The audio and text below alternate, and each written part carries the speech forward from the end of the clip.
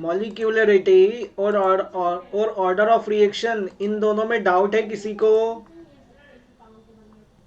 मतलब सर इनमें मतलब स्लो और फास्ट रिएक्शन होगी ना।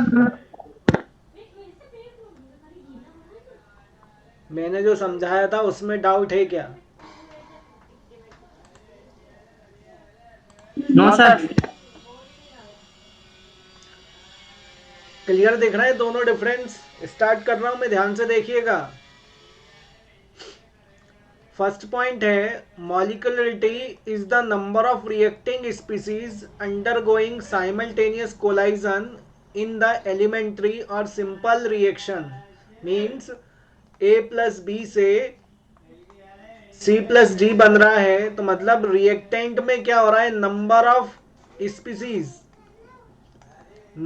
Species reacting together or collide together.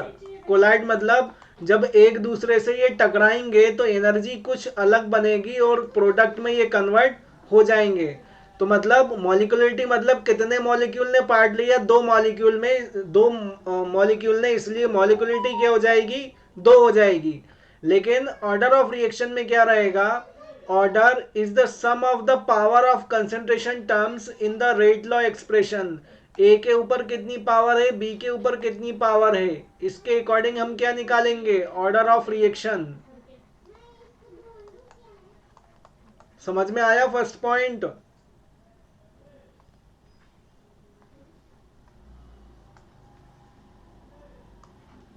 First point समझ में आया?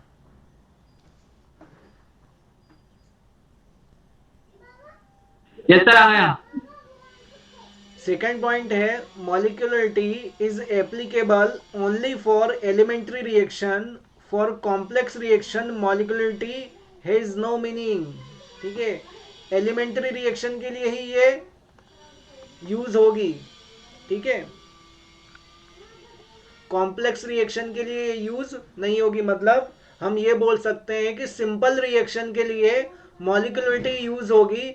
जब कोई कॉम्प्लेक्स रिएक्शन आएगी, बहुत ज़्यादा बड़ी रिएक्शन आएगी, उस समय हम मॉलिक्यूलरिटी को कैलकुलेट नहीं कर सकते। लेकिन order is applicable to elementary as well as complex reaction, और ऑर्डर ऑफ रिएक्शन दोनों पे डिपेंड, दोनों के लिए हम निकाल सकते हैं, चाहे वो सिंपल रिएक्शन हो चाहे वो कॉम्प्लेक्स रिएक्शन हो, दोनों के लिए हम ऑर्डर ऑफ रिएक्शन निकाल सकते हैं कि वो फर्स्ट ऑर्डर रिएक्शन है, सेकेंड ऑर्डर है या जीरो ऑर्डर है। समझ में आ गया है? Yes sir. Third point, molecularity is the theoretical concept. सोच पर आधारित है, दिख रहा है कि दो मॉलिक्यूल यूज हो रहे हैं, लेकिन order of reaction is determined experimental. ये याद रखिएगा, ये किससे निकलेगी, केवल एक्सपेरिमेंट से। Fourth point, molecularity has whole number value, means 1 2 3, it can not be no integer. What meaning of integer? Integer बताएगा मुझे कोई क्या होते हैं? मुझे नहीं मालूम, मैथ वाले बताइए इंटीजर क्या होते हैं।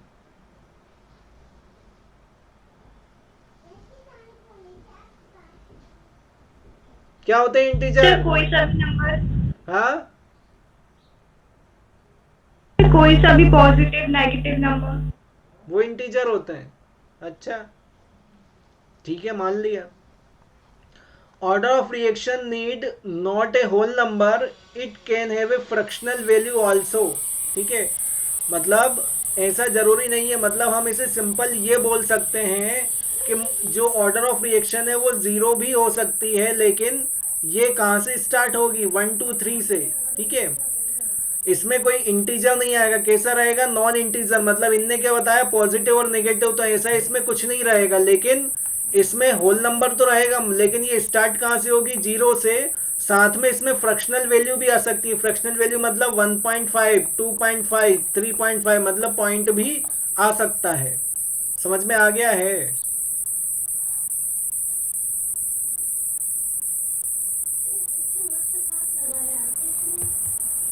समझ में आ गया?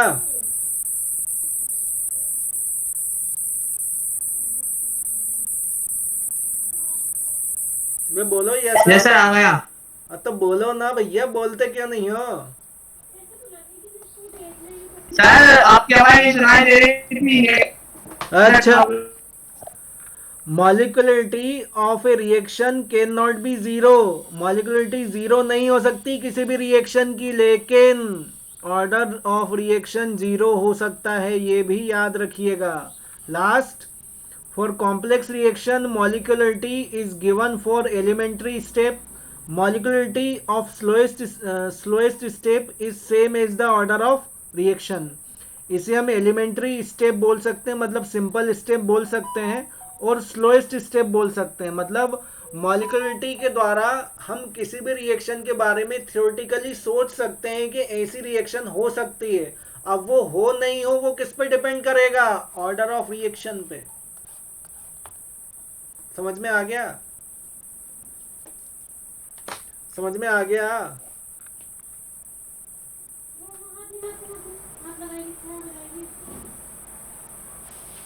क्या बोलते ही नहीं यस है। सर आ गया।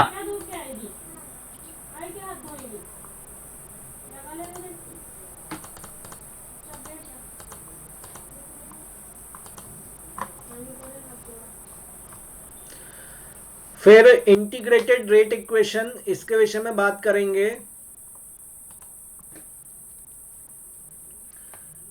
इंटीग्रेटेड रेट इक्वेशन होती क्या है? We have learn that for general reaction A B B C C D D, ठीक है। इसकी जब हम रेट लिख रहे थे तो रेट लिखने में हमने P plus Q plus R का यूज किया था, याद आ रहा है? किसमें यूज किया था इसको?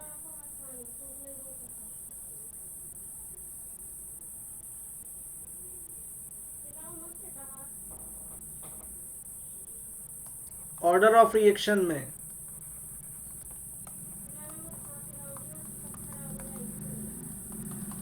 ठीक है, ऑर्डर ऑफ रिएक्शन में इसका यूज किया था। ऐसे ही सभी अलग अलग जो रिएक्शंस रहेंगी, जैसे जीरो ऑर्डर रिएक्शन है तो उसके लिए एक्सप्रेशन क्या रहेगा, मैथमेटिकल एक्सप्रेशन, वो जीरो ऑर्डर क्यों होती है ये आपको प्रूफ करना पड़ेगा। सिंपल क्वेश्चन आएगा, डेराइव जीरो ऑर्डर रिएक्शन और mathematical expression of zero order. ऐसे ही फर्स्ट ऑर्डर, ऐसे ही सेकंड ऑर्डर। ठीक है, जी sir.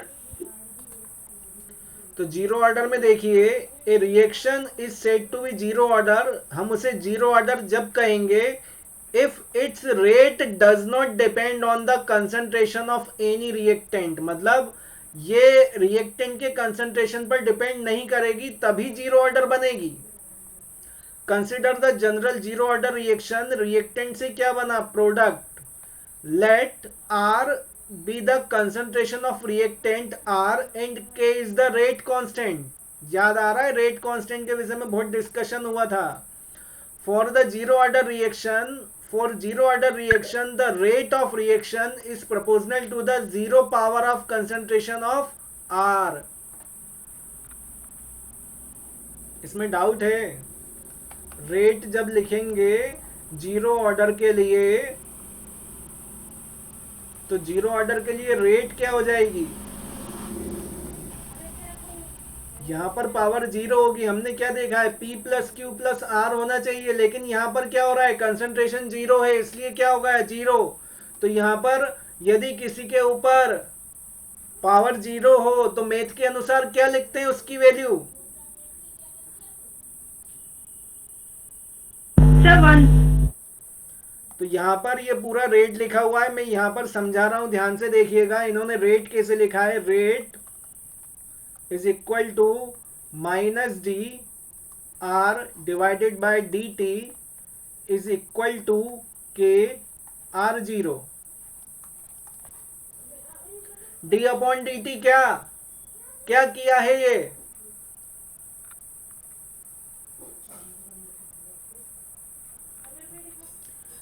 D upon d t क्या है? डिफरेंशिएशन। हाँ, डिफरेंशिएशन। डिफरेंशिएशन क्यों यूज किया?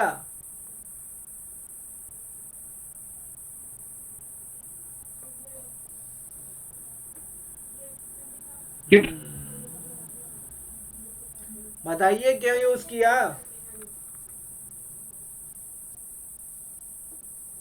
अरे रे, क्या होगा तुम लोगों का?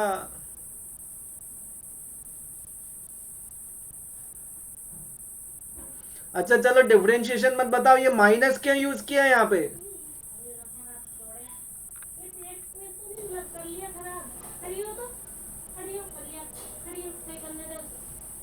माइनस क्यों यूज किया आर के लिए?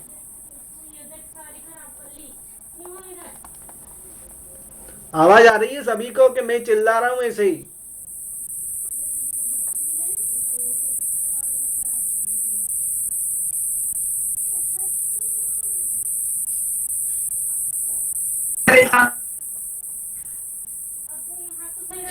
कुछ नहीं हो सकता तुम लोगों का।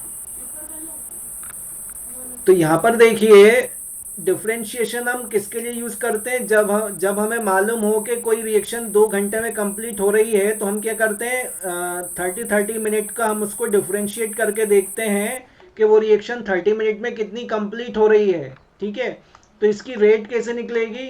Rate is equal to minus d R upon d t is equal to के।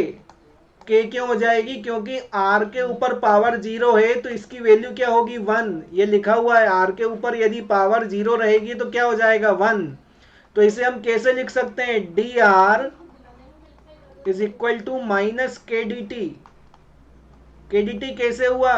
ये वाला जो डी टी है, ये वाला डी टी कहाँ चला गया? इस के पास। समझ में आ गई इतनी रिएक्शन?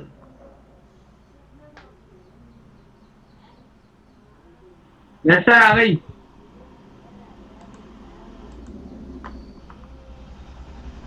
सर माइनस कैसे आया?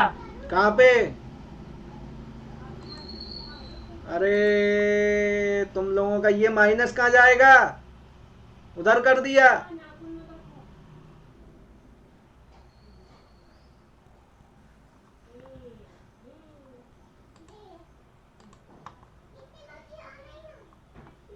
आगे समझ में क्या नहीं आया? अब क्या करेंगे? जो इक्वेशन सर आ आई, गया समझ। तब तो आई गई। वैसे जब तक डंडे या जूते नहीं पड़ेंगे तब तक कैसे समझ में आता? दिमाग खुलता ही नहीं है। ये इक्वेशन थी, इसका हम क्या करेंगे? अब इंटीग्रेशन करेंगे। ठीक है, इंटीग्रेशन का साइन लगाया, ये डी आर माइनस के और डी टी का हमने क्या कर दिया? इंटीग्रेशन कर दिया। तो यहां से एक्सट्रैक्ट आर होगा। यदि आपको इंटीग्रेशन पढ़ा हो, मैथ वाले समझ जाएंगे। यहां पर माइनस के टी प्लस आई, टी तो हमें समझ में आ रहा है, टाइम सर है। हमें भी आता भी आता है, है। Very good. तो अच्छी बात है, जब टी टाइम हो गया यहाँ पे के टी, ठीक है, मतलब डी टी से हमने टी निकाल लिया, तो ये के टी हो गया। आई क्या है इसमें? कभी कभी हम सी भी यूज करते हैं इसकी जगह। आई ए सी क्या होता है?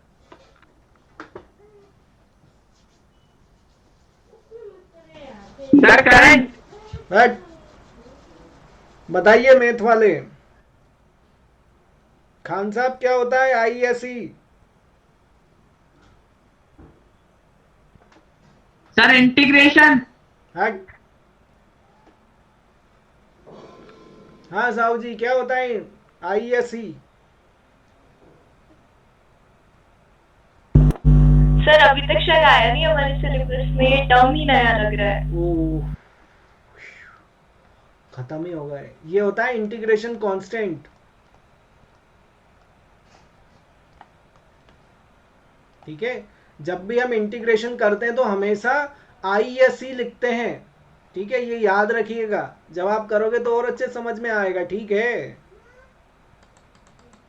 समझ में आया इतना? सर मैंने गलत बताया। तूने इंटीग्रेशन बोला था, इंटीग्रेशन कांस्टेंट होता है, सही बोलो। सर मैंने तो आई का बताया था बस। समझ में आया यहां तक? यस सर, आ गया।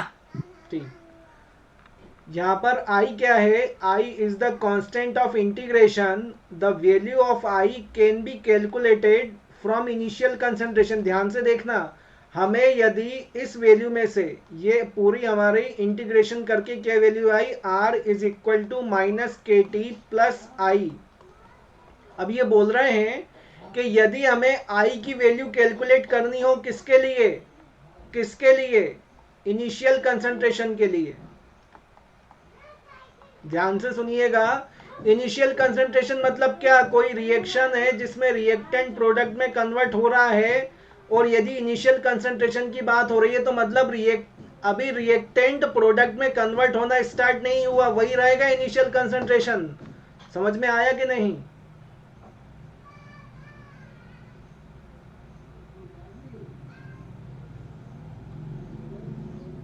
यस सर, आ गया। खान साहब समझ में आ गया? इनिशियल कंसंट्रेशन क्या रहेगा, मतलब आर अभी प्रोडक्ट में कन्वर्ट होना स्टार्ट नहीं हुआ है, वो उसका क्या रहेगा, इनिशियल कंसंट्रेशन। इनिशियल मतलब क्या, शुरुआत, इनिशिएट, इनिशिएटिव। ठीक है, तो एग्जाम्पल क्या होगा, इनिशियल कंसंट्रेशन के लिए हम आर की जगह क्या यूज करेंगे, आर जीरो, मतलब इस समय आर का कंसंट्रेशन कैसा है, जीरो, कोई रिएक्शन नहीं हो रही है। जब कोई रिएक्शन भी नहीं होगी तो टाइम कैसा रहेगा,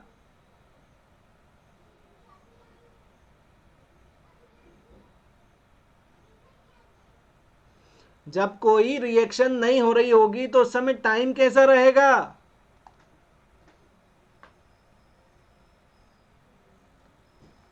जीरो। आवाज नहीं आ रही हो या बोलना नहीं चाह रहे हो, दोनों बातें हो सकती हैं। ठीक है, तो इस आर की जगह हम इनिशियल कंसंट्रेशन में क्या रखेंगे, यहाँ पर आर जीरो।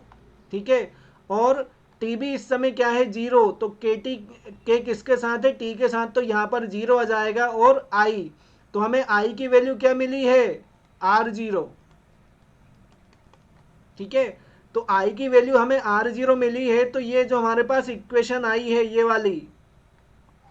वाली इक्वेशन फिर से लिख देता हूं सही से। ये वाली जो इक्वेशन आई है हमारे पास, कौन सी, r is equal to minus K T plus I, हमारे पास i की वैल्यू क्या आई, i is equal to R zero. ठीक है, तो i की जगह हम क्या लिख सकते हैं, r जीरो। तो यहां पर जब वैल्यू में पुट ऑन करेंगे, r is equal to minus K T plus R zero.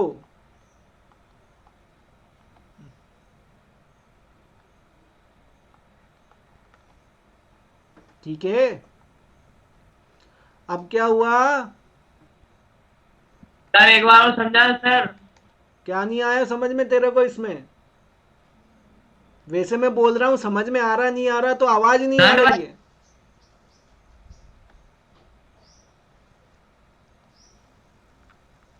Sir हाँ सर, हाँ,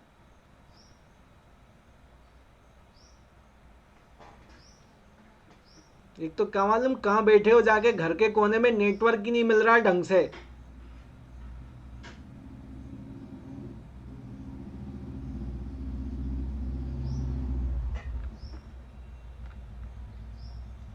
फिर से समझाना पड़ेगा रे।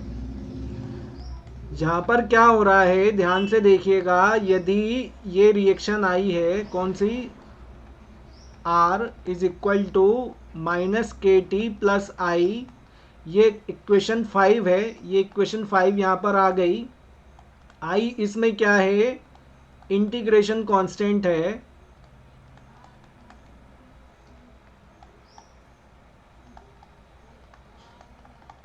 ठीक है, अब यदि कोई रिएक्शन इनिशियल कंसंट्रेशन में हो, मतलब जब R से प्रोडक्ट बनेगा तो कोई रिएक्शन स्टार्ट होगी, और जब इनिशियल की बात हो रही है तो मतलब वो रिएक्शन अभी स्टार्ट नहीं हुई है।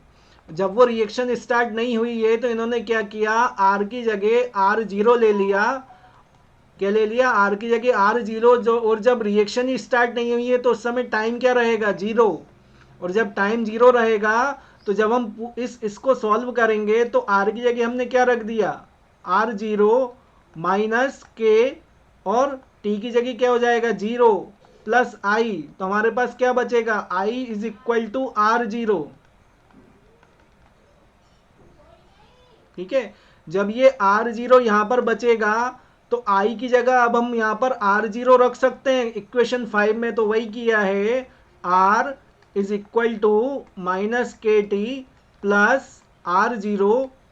ठीक, तो यहाँ पर क्या होगा, इस के टी को उधर ले गए तो प्लस का, R0 लिखा ही हुआ है, R को उधर से लिया है तो काय का हो जाएगा, माइनस का, इज इक्वल टू R। ठीक है, के की वैल्यू निकालेंगे तो क्या हो जाएगी, R0 minus R divided by T. ये लिखी हुई है इक्वेशन, समझ में आई कि नहीं आई? आ गई सर। साहु जी समझ में आ गई?